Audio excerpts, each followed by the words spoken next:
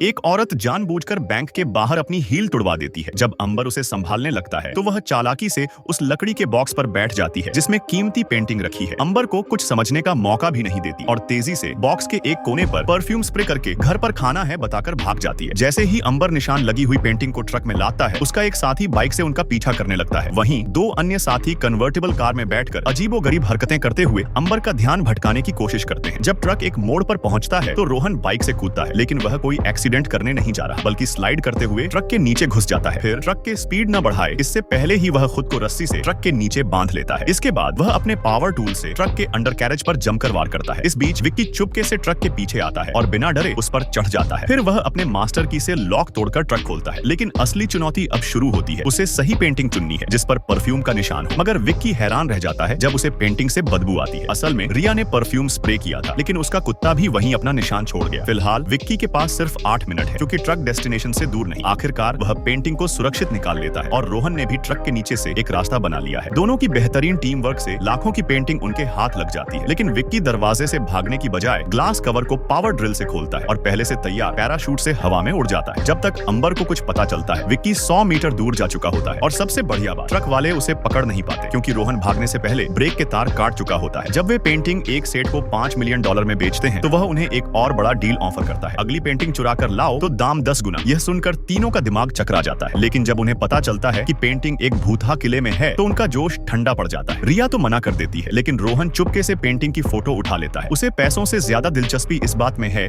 कि आखिर यह किला कितना डरावना है, और उसकी यही जिज्ञासा उसे किले के अंदर एक सचमुच डरावना नजारा दिखा देती है। दरअसल विक्की रोहन की सुरक्षा को लेकर चिंतित होता है और पहले ही किले में पहुंच जाता है। जब रोहन पेंटिंग निकालने की तैयारी करता है तो विक्की उसे रोक देता है और एक लाल रस्सी निकालकर कॉरिडोर के आखिर में लगी पाइप पर फेंकता है। फिर वह उसे जोर जोर से हिलाता है ताकि कॉरिडोर में छुपे खतरनाक ट्रैप एक्टिवेट हो जाए। कुछ न होने पर दोनों राहत महसूस करते हैं और अब पत्थर के दरवाजे को खोलने का तरीका ढूंढते हैं। अपने अनुभव का इस्तेमाल करते हुए रोहन सिर्फ 2 मिनट में स्विच ढूंढ लेता है, लेकिन अंदर जाकर वे देखते हैं कि पेंटिंग जमीन से 4 मीटर ऊपर टंगी हुई है। जाहिर है यह चोरों को ट्रैप में फंसाने के लिए है। तब रोहन विक्की के 2 बाल नोचकर सीढ़ियों के पास ले जाता है। पेंटिंग के ऊपर टंगे विशाल झूमर को देखकर उन्हें एक आइडिया आता है। विक्की पीछे हटता है और रोहन जमीन पर बैठ जाता है। विक्की के तैयार होते ही रोहन छलांग लगाता है और विक्की उसे पकड़ लेता है। दोनों झूले की तरह झूलते हुए पेंटिंग तक पहुंच जाते हैं। फिर विक्की रोहन को जोर से धक्का देता है और वह सही सलामत नीचे उतर जाता है। विक्की भी रस्सी की मदद से झूमर से नीचे स्लाइड कराता है। आखिरकार तीनों चोरी की हुई पेंटिंग बेचकर जिंदगी भर के लिए अमीर बन जाते हैं।